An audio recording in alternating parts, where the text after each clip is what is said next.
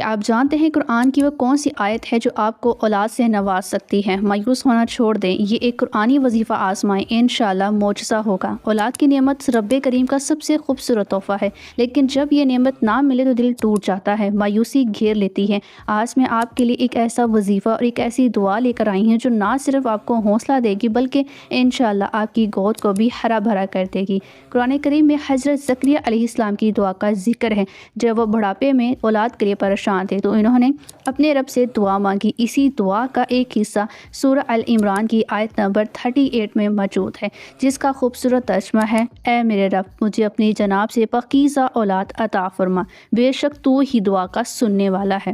اس میں اللہ سبحانہ تعالیٰ سے براہ راست پاکیزہ اور نیک اولاد کا مطالبہ کیا گیا ہے۔ اللہ سبحانہ تعالیٰ نے زکریا علیہ السلام کی دعا قبول فرمائی تھی، وہ آپ کی بھی ضرور سنے گا۔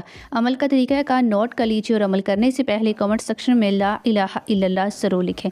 عمل کا طریقہ کار کچھ اس طرح سے ہے کہ آپ نے اول آخر 3 مرتبہ درود پاک پڑھ لینا ہے، اور پھر آپ نے سورہ ال عمران کی یہ آیت صبح شام کم از کم 33 یعنی کہ 33 مرتبہ آپ نے پڑھنا ہے۔ انشاءاللہ جلد آپ کو اولاد کی خوشخبری نصیب ہوگی۔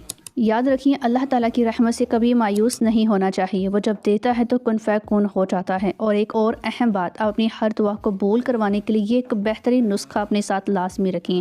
ہر دعا قبول ہونے کے لیے یہ دعا بہت مؤثر ہے۔ کوئی بھی انسان اگر چاہتا ہے کہ اس کی ہر دعا قبول ہو تو وہ کوئی بھی دعا کرنے سے پہلے کم از کم اس دعا کو 11 مرتبہ لازمی پڑھ لیا کرے، جس کا خوبصورت ترجمہ ہے کہ اے اللہ، میری دعا کو رد نہ فرما اور میری امید کو نا امید نہ کرنا۔